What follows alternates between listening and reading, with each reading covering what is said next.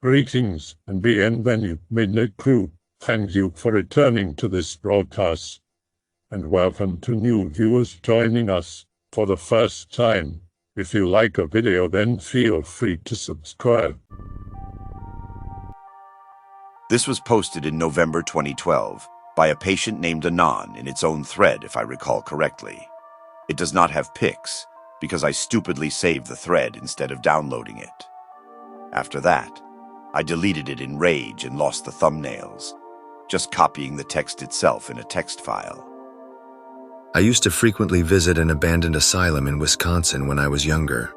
Unfortunately, it was demolished a few years ago, but I have a handful of experiences I still remember like they were yesterday. Stand by for story. The first time I visited the Wood County Asylum, I didn't know anything of its history. I just knew it was a place many other high school students went when they wanted to be scared. I hadn't planned on going anywhere that night, but a group of friends came over to my house to sit around a fire and talk about whatever. Eventually, the conversation turned to ghosts and spirits and the like, as it sometimes does, and each person around the fire told a story about themselves or someone they knew having a paranormal encounter. Out of the 9 of us there, every person had a story to tell, except for one, Eric. Eric told us he hadn't ever experienced something paranormal, and he didn't believe people who said they had. He said that since ghosts weren't real, he wouldn't be afraid in the least to go anywhere haunted. "I bet you'd piss your pants at the old asylum," someone chimed in. Eric asserted that an abandoned asylum wasn't creepy at all, and we quickly decided to get in our vehicle and go there. At the last moment, I grabbed the common cardboard Parker Brothers Ouija board I had and jumped in the truck. For the sake of keeping this short, we got to the huge asylum and explored. Being a group of 9 high school boys, no one acted scared or put off on a bit the entire time, although I'll admit I thought the building looked and felt very creepy. We walked around for maybe 2 hours and finally decided to leave after we explored most of the safer-looking areas. Most of the entrances to the building were boarded up, but after some searching, we found a stair set that went directly into the basement, into a large room labeled Recreation Room. On our way out, when we reached the rec room, I suddenly remembered we never tried the Ouija board. Okay, so we look around and realize that Eric isn't with the group anymore. We sit there for a minute, wondering where he went when we hear footsteps on the floor above us. The footsteps were loud and quite obvious because the building was constructed in 1901, and there was debris and broken glass everywhere. I called out, "Eric, we're going to use the Ouija board." The footsteps stopped, then started toward one of the stair sets that would bring him to our level, directly into the room we were in. Eric was particularly noisy coming down the stairs, as they were completely covered by shattered glass. He finally joined us, and I set the Ouija board on a burned-out couch in the rec room. "Okay, who's gonna use it?" Looking around the room, each person declined, apparently not wanting to mess with it. Finally, me and another kid agreed we would ask the questions and move the indicator. I asked out loud, "Is there anybody here?" Me and the other kid reach toward the indicator, but just as we're about to touch it, we hear a noise. We both stop and say, "Did you hear that?" Going around the group, it was about 50-50. Some of us had heard some sort of weird squeak, kind of like a human voice, and it had come from the floor above us, where we had heard Eric walking before. We shook it off as nothing and went back to the task at hand. This time, all 9 of us sat in silence. "Is there anybody here?" I called out again. We both started to reach for the indicator, and again we heard a noise. "Eagurg." It was like a garbled groan, coming from above again, sounding strangely human yet very odd. We all heard it that time. Our eyes darted around the room, certain someone was messing with us. We were all visibly put off by the strange sound we had heard, but we decided to forge on. "Is there anybody here?" I asked a third time. We reached for the indicator, and a very loud sound began coming from above. "Yeah, wah, wah, wah, wah." My heart was in my throat. The inhuman voice raised in volume and intensity until we all realized what it was. Screaming. Intense, insane, screaming. We were all too scared to move, and sat in silence looking upward toward the ceiling. The screaming continued, but also began to move. It followed the same path Eric had taken and made it to the stairwell. The scream got louder and louder as it descended the staircase. It finally reached the entrance to the rec room. I have to digress a bit and say that since we had gone there spur of the moment, we had only brought 2 flashlights for the 9 of us. When the scream reached the door to the rec room, the 2 people with flashlights bolted. They took off at the exact moment whatever was screaming would have entered the room and ran up the other stairs towards the exit. Not knowing what I was facing and not wanting to face it in pitch dark, I had no choice but to follow. We sprinted our asses all the way back to the truck and looking around, saw that all 9 of us had made it. We discussed what we had experienced and came to a consensus that it had definitely happened, and we all had heard the same thing. What really made our skin crawl is when we came to the realization that although the scream definitely had moved and come down the stairs, none had heard any crunching of glass or debris, like we had when Eric had rejoined us.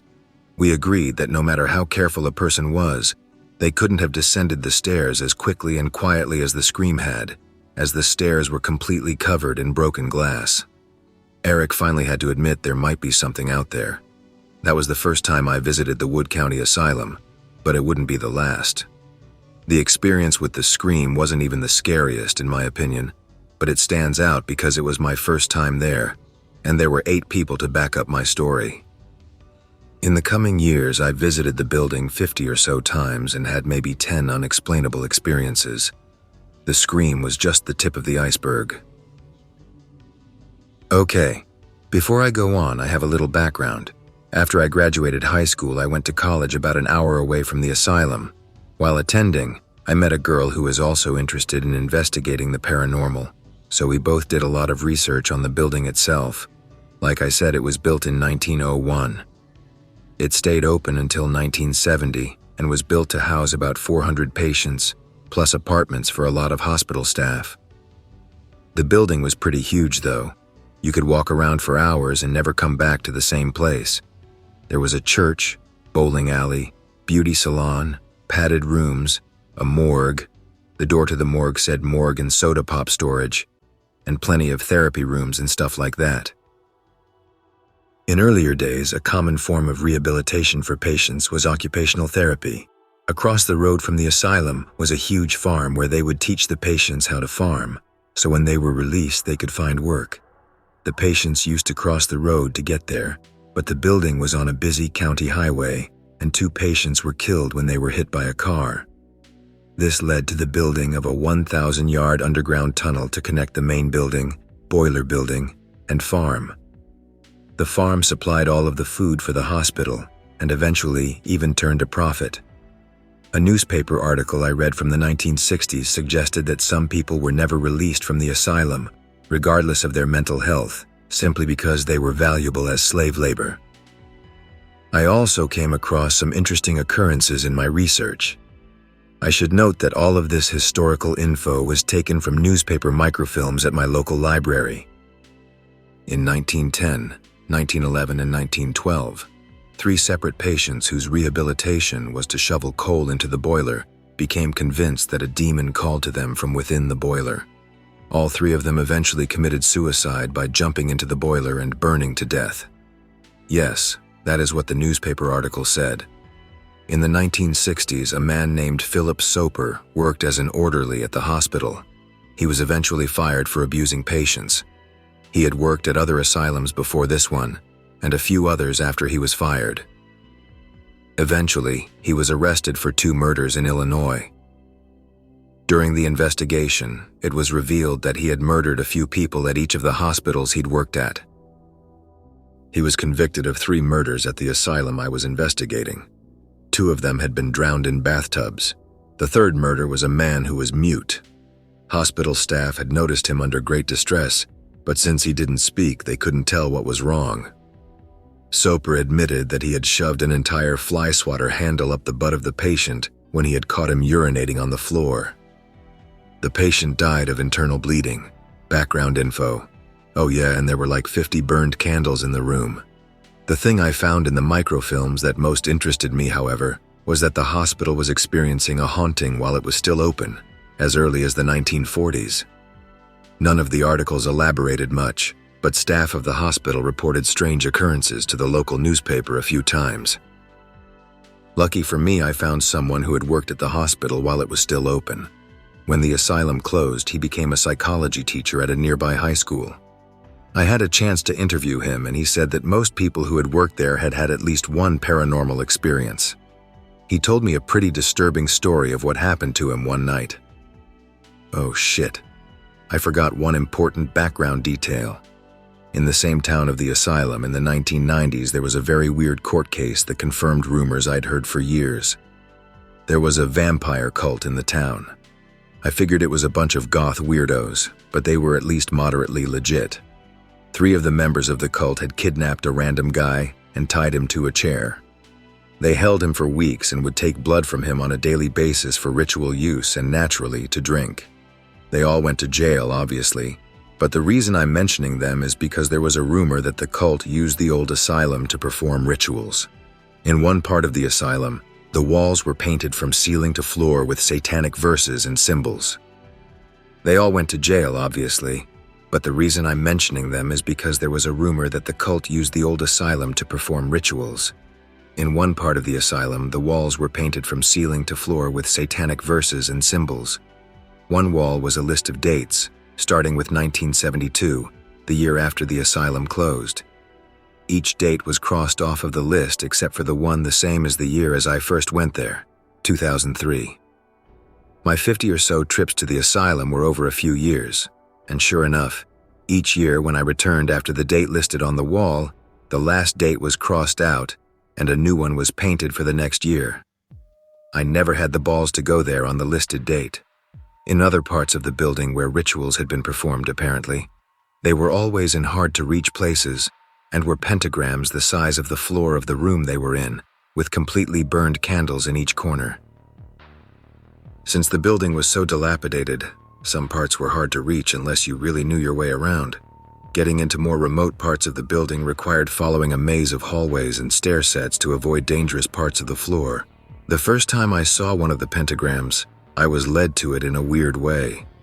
I was exploring a difficult-to-reach portion of the building near the staff apartments when I noticed a plastic army man sitting on a windowsill, pointing its gun down the hall. I didn't think anything of it and continued on exploring. A bit further in, I saw another army man, pointing his gun down a hallway to my left. On a whim, I turned and found 4 or 5 more army men leading me deeper into the building. I finally reached a remote room on the top floor that could only be reached by taking a semi-hidden stairway from one of the staff apartments. That was the first place I discovered one of the pentagrams. It was as large as the entire floor, with lines extending up all 4 walls to the middle of the ceiling, painted with red spray paint. Oh yeah, and there were like 50 burned candles in the room. So anyway, back to the guy I interviewed, who worked there. One night in 1961, he was working very late to finish some paperwork after the patients had been put in their rooms for the night, and most of the staff had retired. He needed some records from a record room in the basement, which I've seen and knows exists, so he walked down there. The only lights that were on in the basement were the dim ones left on at all times, but he knew the way well, so he didn't need any more light. All of the hallways in the building were peculiar at first glance, but their design served a purpose. Normally, hallways end right after the last doorway, but in the asylum, the hallways were extended past the last door by about 30 feet or so. The guy I was interviewing told me they built them like that, so if a patient was trying to escape, they could corner them easily at the end of a hall.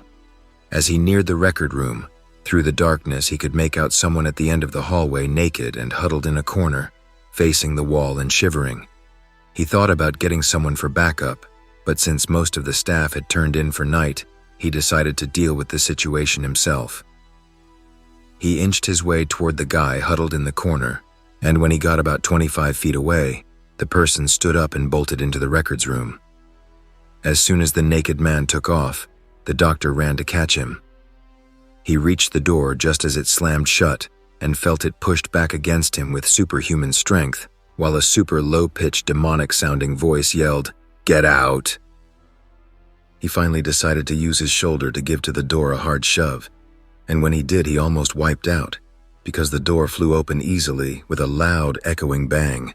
To his surprise, the record room was in perfect order. Nothing was broken or out of place at all, and the naked man was nowhere to be found. As I said earlier, I made a friend in college who was also into investigating all things spooky. We had traveled to the asylum 2, maybe 3 times, did some minor exploring, but didn't have any paranormal experiences to show for it. She was kind of a rich kid, so she bought some bomb gear for the investigation. She got a high-quality digital video camera and 2 high-quality digital sound recorders, which was pretty awesome in 2004. We went to the asylum and took the usual entrance that went directly into the rec room, where I used the Ouija board in my previous story. It was an unseasonably warm February in Wisconsin, so a lot of the snow and ice that had formed over the last few months was melting rapidly, but it still was cold enough to freeze at night. I came close to breaking my neck as I stepped into the rec room. The old building had water dripping through the ceiling everywhere, and everything was covered in a slick coat of ice, floor to ceiling. We had a quick discussion, and although we had driven almost an hour to get there, decided it was too dangerous to go any further for our new equipment, and especially if we wanted to make a fast exit. We decided to test the new gear. We would stand just inside the entrance and record. I can live with poor writing and bad pacing, but what do you mean by nothing original? We turned on one of the 2 sound recorders and the video camera and fell silent. All you could hear was the constant drip, drip, drip of the water coming through the ceiling, like a light rain. Suddenly, I had an impulse. "Is there anybody here?" I yelled loudly. "Holy shit, tell me if you're going to do something like that," my companion said. I had obviously startled her. We taped for another 5 minutes or so and decided to leave, since we weren't going to explore any further. "Hold on," I said. "Let's watch the tape before we leave."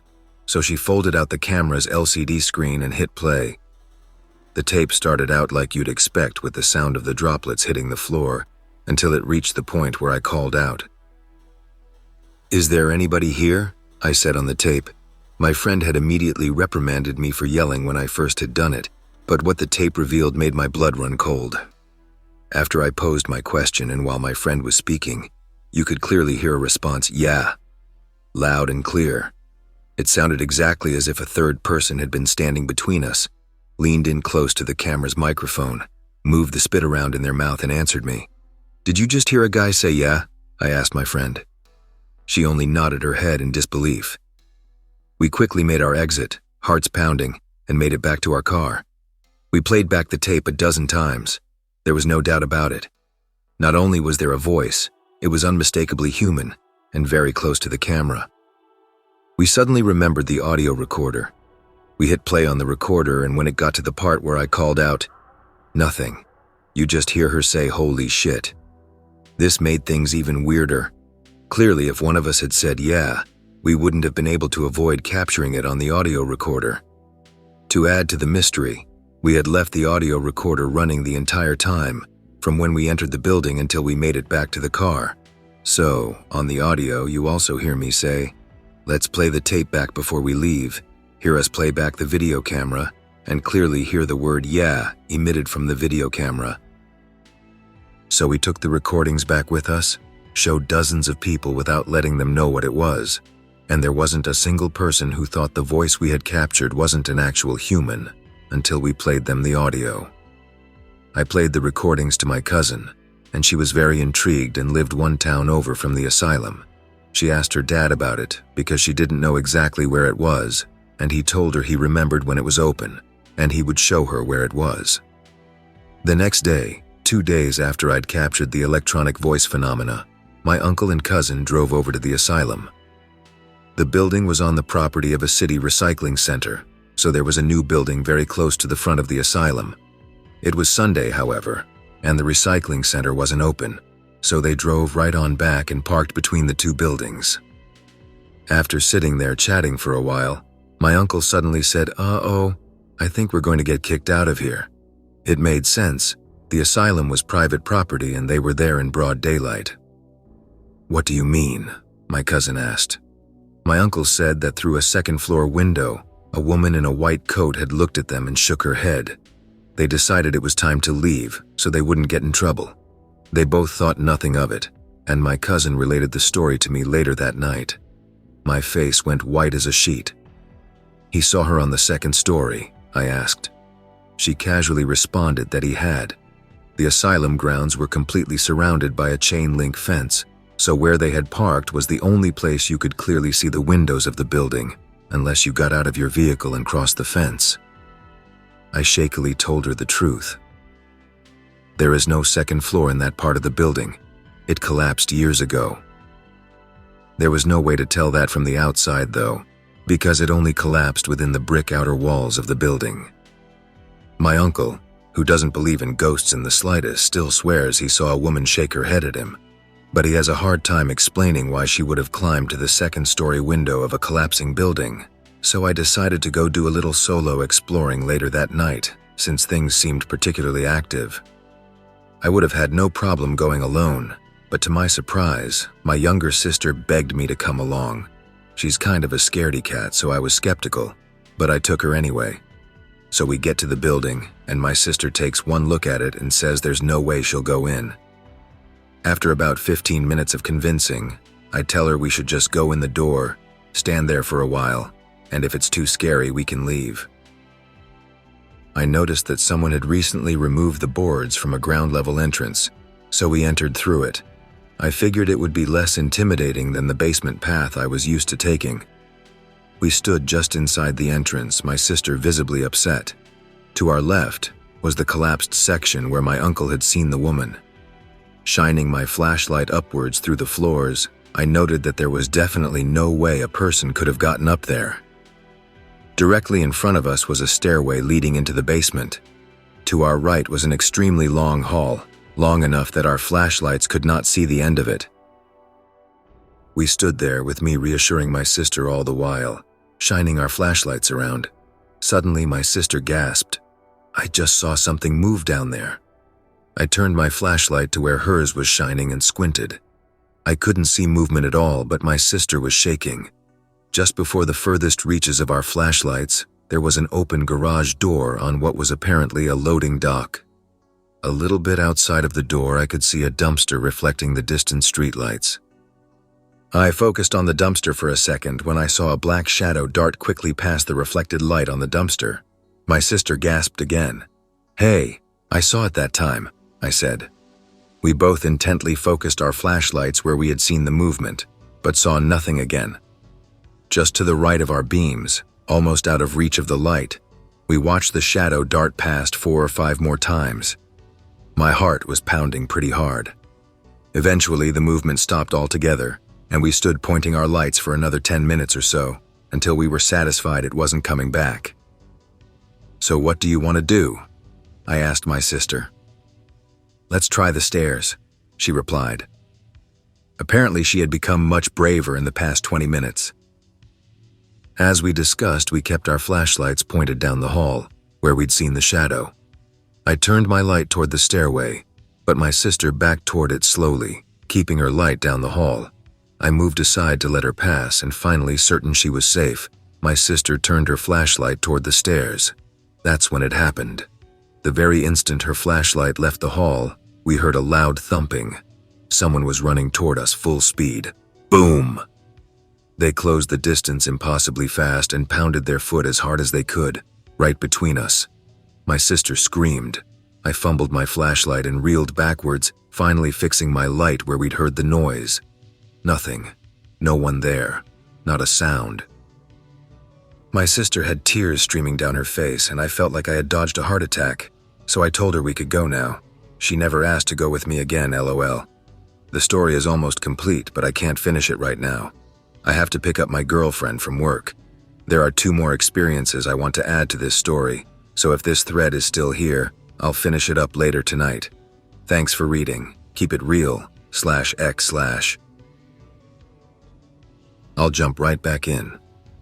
After the experience with my sister, I was pretty busy, so I wasn't able to make any trips to the asylum for a month or 2.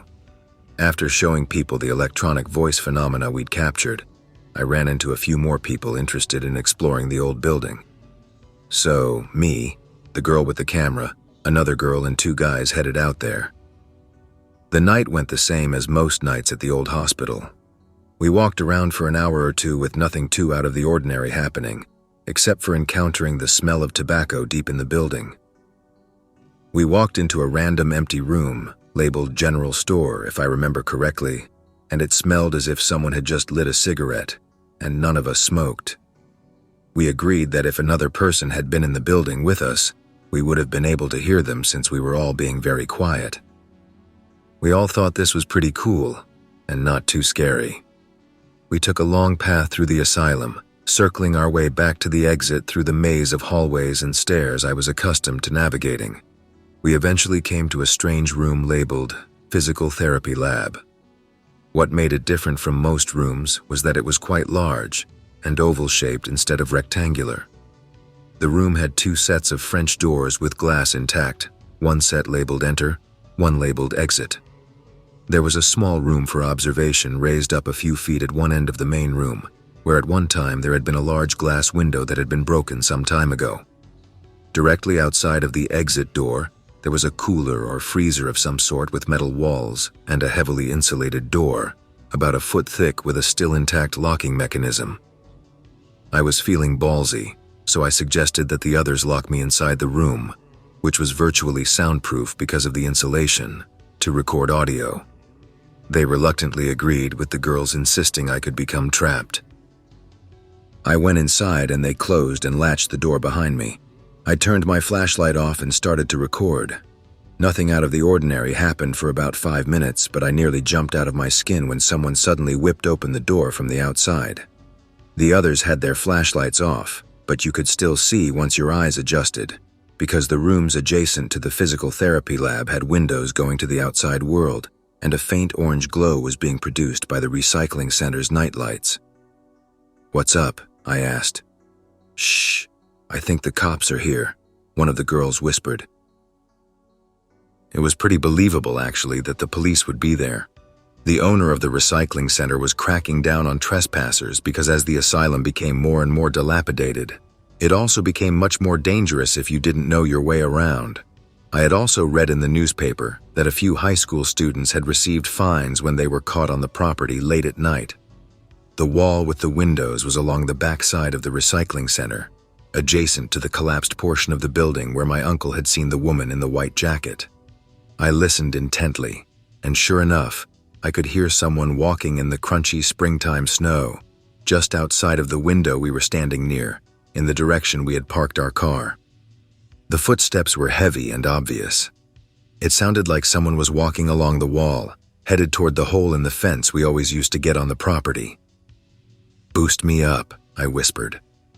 The 2 guys lifted me up to the window and I peeked out cautiously. I could see our car, but not any police vehicles. I couldn't see the person we heard walking either, because they had already walked out of my viewing angle. The basement entrance we always used was not far off, just down a short hallway and across the rec room. We decided to sneak towards it, because someone entering the building would most likely use the upstairs entrance my sister and I had used, and we figured if we slipped out the side entrance, we could go unnoticed.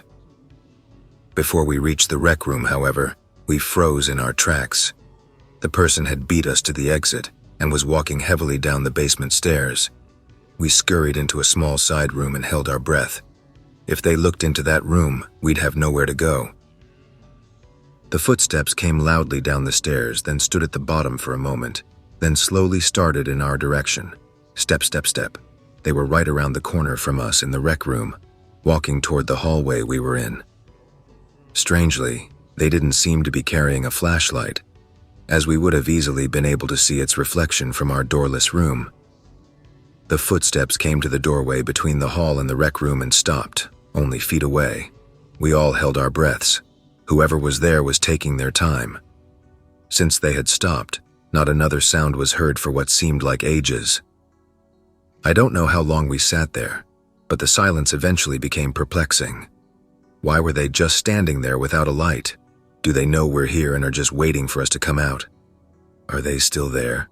I whispered as quietly as I could. "I don't know," was the response. Eventually, I had enough. I took a deep breath, stepped out into the hallway, and flipped on my flashlight. Nothing. No one was there. I motioned for the others to come out, and we just sat there WTFing for a few minutes before collecting ourselves. We walked across the rec room and up the stairs to the exit. I carefully peeked out to where we had parked and saw only our vehicle there. I thought back to when I had first heard the footsteps and remembered the sound of crunching snow. There would be tracks. We pointed our flashlights at the white-covered ground. One set, that was it. Our tracks were obvious, and every footprint pointed towards the entrance. We traced the path to the window we had originally heard the footsteps through and had a sobering realization. There wasn't a single track anywhere. No one could have walked there that night without making tracks. It just wasn't possible. I suddenly remembered the recording I had made just before hearing the footsteps, took the recorder out of my pocket, and hit play. The soundproof cooler I had made the recording in had served its purpose. The audio sounded excellently clear, and my breathing sounded exaggerated due to the lack of background noise. It went on like that for the first 2 minutes or so, my breathing and dead silence. But as I listened further, my hair began to stand on end. Faintly at first, but becoming louder and louder, a second breath could be heard. At first I thought I was just hearing an echo, but I was eventually convinced I was hearing something else breathing. The timing of its breaths were much slower and deeper than mine, and slightly ragged. Eventually the breathing sounded as loud as my own. Suddenly, the breathing stopped. A deep male voice whispered, "I'm coming." And at that very instant, a loud crash as the cooler door opened and a girl's voice said, "Shh, I think the cops are here." We all hurried back to the car and rode silently the entire way back. Well, guys, that's my story. I had a few other minor incidents there, but those are the most memorable and hard to explain. I kept going to the old asylum for a year or two after that, but one time I went there and the building was gone, torn down. I wish I could go there one more time, but oh well. The boiler house, underground tunnel, and brick barn from the old farm are still there. The tunnel was sealed for years, but one night I went to the asylum and discovered that someone had broken down the brick wall and reopened it. I have no idea how they knew where it was, but I was very grateful. The tunnel was flooded with about 2.5 feet of water, so it was only accessible in the winter when it was frozen. I went down there one night with my brother and we walked far enough into the tunnel that you couldn't see the entrance. The problem is, underground ice doesn't freeze so well, so we ended up getting a hilarious video of my brother and I sprinting back Indiana Jones style as the ice was breaking behind us. Maybe some night I'll try going down there when it's like 30 degrees below zero. Had some pretty creepy experiences at Kings Park. I've posted pics before but have not told any stories. Behind Building 93, pic related. The fences were badly damaged at the time, and we were able to walk up to the building. As we stood at the bottom, we heard a light murmuring from the windows above. We thought it may have been pigeons cooing, but when we really listened, hard syllables could be made out. At first we assumed it was someone inside, considering we were about to do the same thing. When we called out though, it just continued. I'd have thought that if other explorers were there, they'd either call back or stop talking. After about a minute it stopped, and we never heard it again. Outside Building 15, pictured, wisteria for the criminally insane.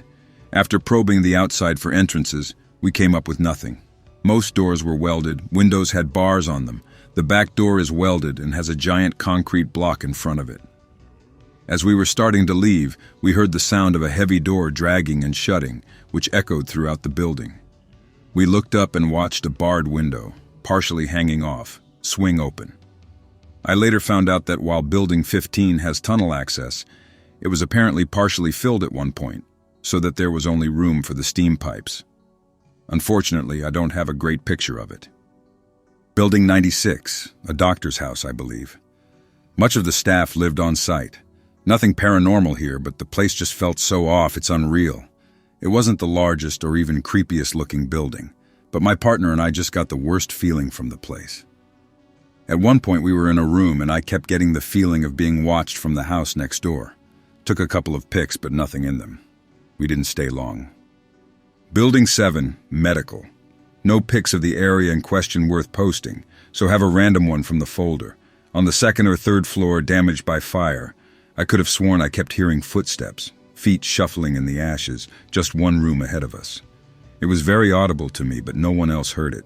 I couldn't believe it. No matter where we were, I could always hear that shuffling in the next room over. Building 135, no idea what it was. The door was open, people were everywhere, we had to make it quick. We explored a little uneventfully before deciding to check out the basement. A park security truck was seen driving around, and we were worried we'd be caught at any time, so instead of unpacking all the gear, I just grabbed the small headlight from my pocket and we Leroy Jenkins'd it. The stairs seemed unnaturally long and steep. We reached the bottom, but the rest is a blur. I felt like I was in a sprint the entire time. I remember a few images, though most of it went by in a blur. A room with a hole in the wall, leading to some kind of crawl space, which I didn't enter. I bumped into my friends a few times when I'd reached dead ends and 180 out of there. Eventually, I came to a room full of pipes. As soon as I stepped through the door, my shoes sank into this wet white sludge. I turned around and faced more pipes, which shouldn't have been possible since I just stepped into the room. More blind running, and soon I was on my way back up the stairs with my friends. I distinctly remember bumping into them, but they say I never did. They said I took off when I reached the bottom, but that they were never behind me. I was always ahead. And they lost me around corners a few times. They didn't know where I went, because the whole basement was 2 or 3 small rooms. Mostly they waited for me at the stairs. It was way smaller than I described, and they never saw the pipes or the hole in the wall.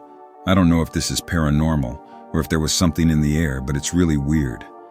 I got the whole thing on video, but it's too dark to see much besides the walk down the stairs. It also shows us spending less than a minute down there, though it felt like at least 5. Apparently there's an old disused sanitarium on Savage Island, Vermont, which is near where I live. From the closest landing, it's about an hour's leisurely sail away. The island is now home to a ranger station and a small airfield for bush planes, but the abandoned sanitarium remains. I don't have very much info on it as it's pretty out of the way and not well known. I know that in the late 19th and early 20th century it was much larger than the existing structure and housed somewhere between 50 and 100 patients suffering from a variety of mental disorders and addictions. In the 30s, the building was demolished and was replaced with a smaller building as demand decreases. The economy went into the shitter, and mental asylums in the traditional sense of the phrase fell gradually out of use. It housed between 20 and 30 patients at a time from the 30s until the early 60s, at which point it lost what little it had left in the way of funding and endowments and had to close its doors. Nothing spoopy has been reported, but the rangers on the island don't touch the place and seldom talk about it. I've only sailed past it a few times, once just before dawn, and while I never saw anything, I always got a real creepy vibe from that place. Pick-related. One of a small handful of pics I could find of the existing structure. This one time, a few friends and I went exploring in the old Lakeland buildings, southern New Jersey area. We were just walking down a hallway and we all got these weird vibes like something fucked up was around. We walked past Tit's hallway and all the doors are open. Despite being creeped out, we opted to keep going. Maybe 5 minutes later, we hear a bunch of loud bangs. We turn around and decide to check it out. All those doors that were open were closed now when we got back to that hallway. We ran out of there quickly. Most of it's torn down now, unfortunately. I hope that you enjoyed tonight's broadcast. If you enjoyed tonight's story, then please subscribe to the channel as more green texts will appear daily. A new broadcast will appear when the clock strikes midnight Central Time.